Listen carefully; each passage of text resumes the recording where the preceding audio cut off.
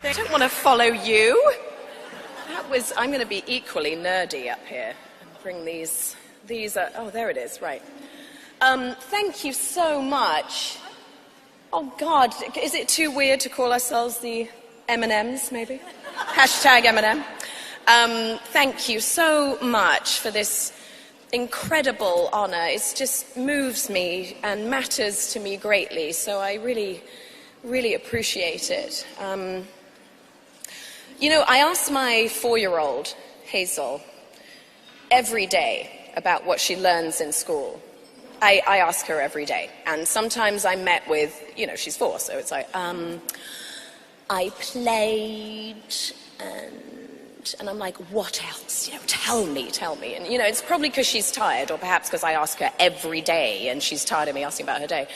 But the other night, it was like she threw me a bone as I was putting her to bed. And she said, hey, Mummy, do you know how to get to Harlem? And I just sort of stared at her dumbly, and I said, how do you get to Harlem? And she goes, you take the A train, it's the quickest way. And I was like, what? You know, and I said, like the Ella Fitzgerald song? She goes, yeah, Ella Fitzgerald. And I almost wept, because Ella is like my jam, you know, and then I discovered that she was learning about the Harlem Renaissance at 4. And I've also been schooled on lava caves, never heard of them before. And the small bump on a baby owl's beak that it kind of uses to crack against the shell to birth itself. I mean, and then it falls off. I'm like, how? This is stuff I've never heard of before.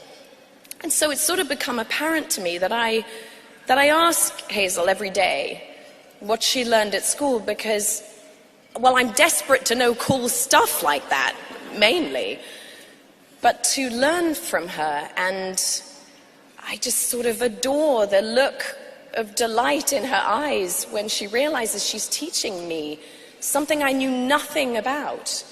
And she's just being nourished and inspired at school in ways I clearly can't keep up with. And I see in her, and now in our youngest daughter too, that they yearn to learn.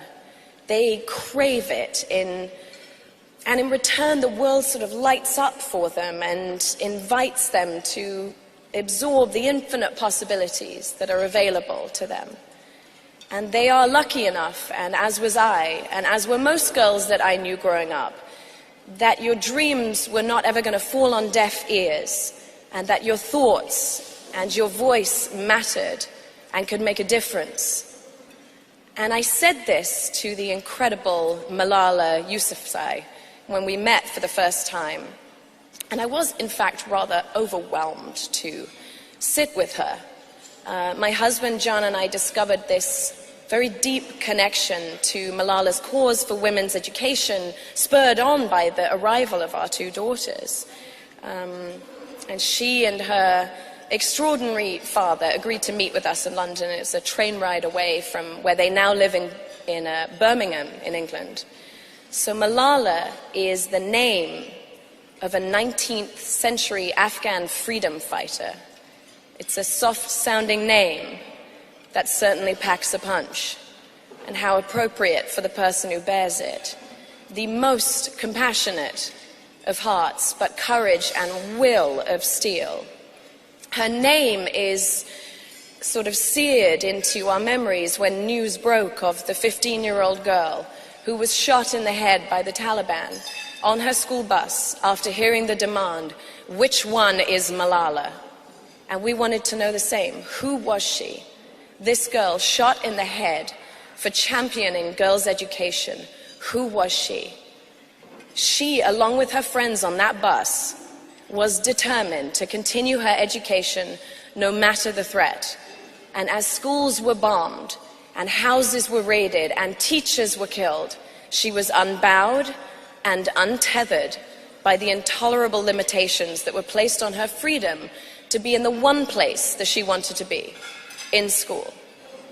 And when the bullets rained down on these girls, the world stopped in their tracks, and they listened to Malala.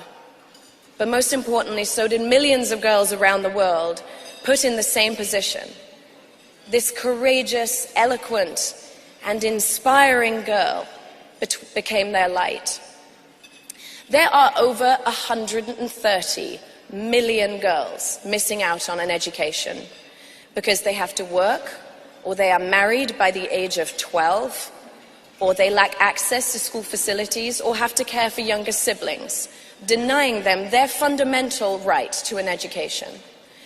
And the Malala Fund is working tirelessly to ensure 12 years of school until they are 18 for every girl worldwide.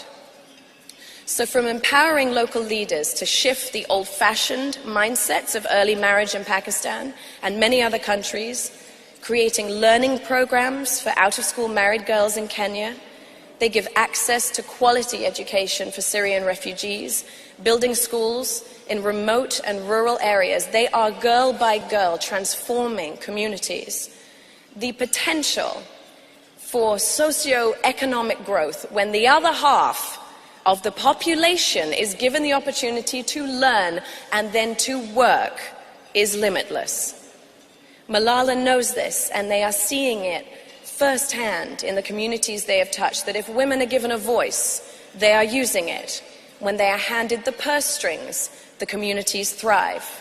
When they are given a job, they flourish. They organize better, they galvanize more passionately, and they are more likely to encourage peace, where peace should be the priority. I remember Malala's father saying something to me that I will never forget. He said, "Too many women die as if they have never been born." And I have never forgotten it. And John and I both feel we want to do as much as we can to help ensure that that statement doesn't hold true in the future. And I know that I will never meet anyone more inspiring than Malala in my lifetime. I mean, she's only the youngest ever Nobel Peace Prize laureate. I doubt anyone could top her, really. She has set such a high bar. But her dream is that there will be others just like her. Because if one girl with an education can change the world, well, we just have to imagine what 130 million can do.